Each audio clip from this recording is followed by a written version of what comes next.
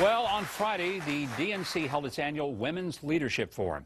Speakers invoked the rhetoric of a war on women. I want to know how conservative women feel about the theme. Joining me, authors of the new book, What Women Really Want, Anne-Marie Morell, Morgan Brittany, and Dr. Gina Loudon. It's so good to have you guys here. Thank you. Thanks for having us. You know, your book is a huge hit.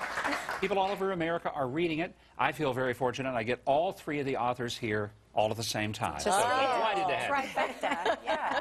Let's jump into this whole war on women stuff. Morgan, I'm going to start with you. Do you think the Democrats have kind of worn that out? You know, it worked, obviously, in 2012, but I do believe it's getting stale. I think the message, actually, I think this year has been a turning point, not just for women, but for men as well, because everything that we've seen going on around the world, I think the attention focused on ISIS, I think the attention focused on the illegal border crossings and how that's affecting parents with schools, children coming into their communities. I think all of these things are much more important to men and women than the old rhetoric that the Democrats were using in 2012. I think people are a lot more interested than just $15 or $30 birth control.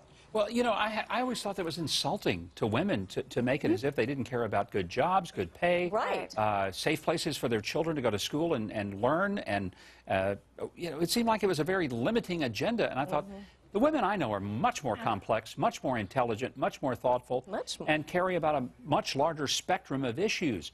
So, Dr. Gina, were you ever offended that the Democrats wanted to sort of limit their understanding of women's issues to reproductive issues? I am offended, and I hope that we can take what has been a negative and turn it into a positive. I'm hoping that the GOP and conservatives and even Democrats who've kind of seen that they've gotten what they bargained for with the old feminists and this regime that has sort of picked up that old feminist baggage, and that they can see now what 50 years of bra burning has really gotten us, which is an emasculated culture. And a big fire, too, you know. Yeah. But we have a godless culture, and that's a big part of the problem. You know, there needs to be, and I'm hoping that the GOP can incorporate this into their message, a war for women. And it needs to be, because women need husbands, children need fathers, America needs God, and America needs godly leadership. Powerful message that we're not going to hear from the Democrats, I'm pretty sure.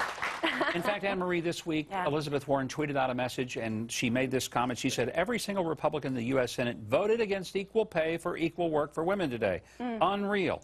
How unreal is it? I mean, what is the real message? Are Republicans against equal pay? Because I'm a Republican, and I'm not against equal pay as long as it's equal pay for equal work.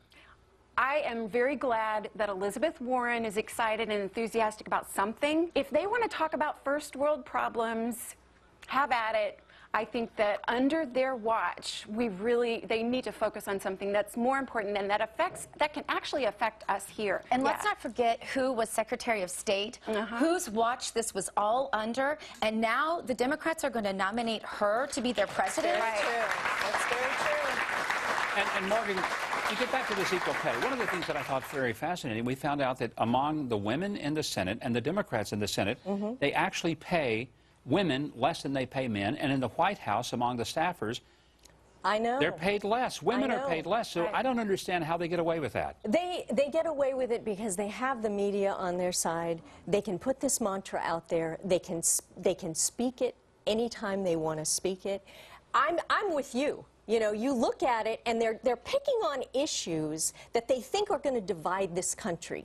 That's what they do. Women, I think all women have common ground. They want to find common ground, and I believe that they have it.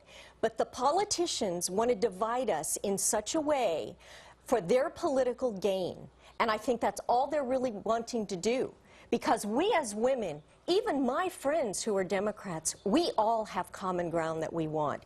We are all looking to help our families, save this country, and do the right thing. We all do, so we all want that. And if you ask women on either side of the fence, and we try to do this, we encourage them in our book, What Women Really Want. We're told we have to say that a lot. What women really want, our book. what we encourage them to do is if someone talks about birth control or something like that, go back and say, would you be okay with the IRS targeting your family for no reason? Would you be okay with your grandfather not getting treated at the VA or having to be put on a list?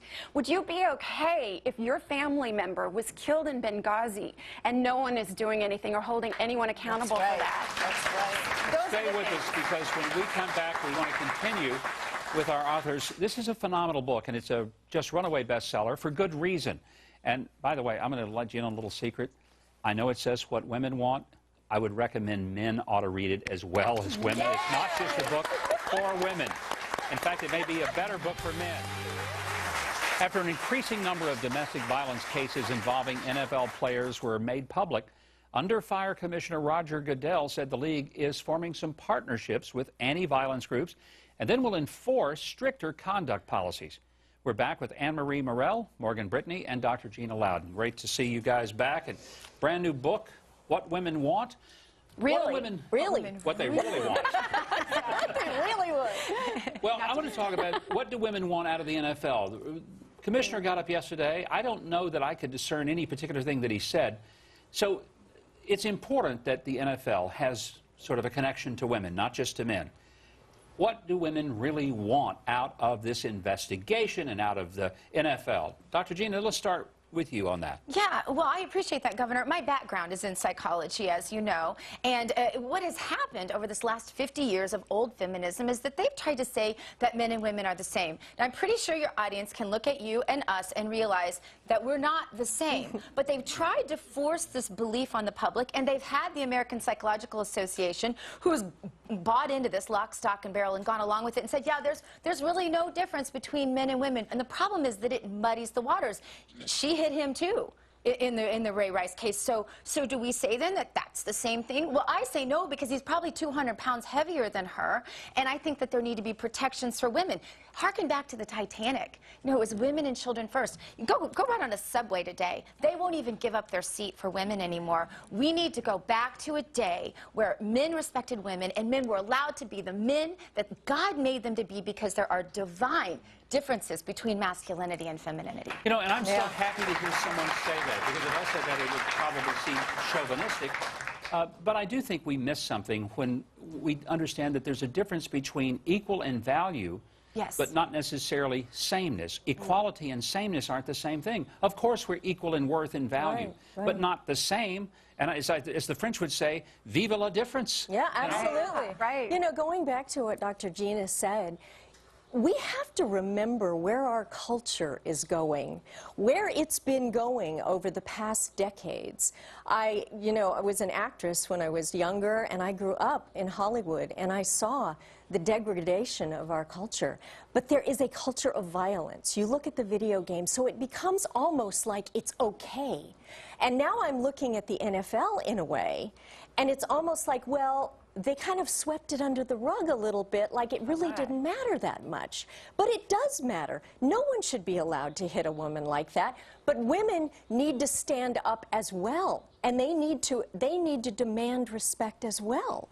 You know? There's got to be accountability for actions, and especially with public figures. And I think for decades, we've been seeing celebrities get away almost with murder, literally with murder sometimes. And instead of being punished, they're given reality shows. They're elevated. Exactly. They're given higher status. They're rewarded. They're rewarded Yes. for bad action. And there's a time-honored tradition in America. It's been from the beginning.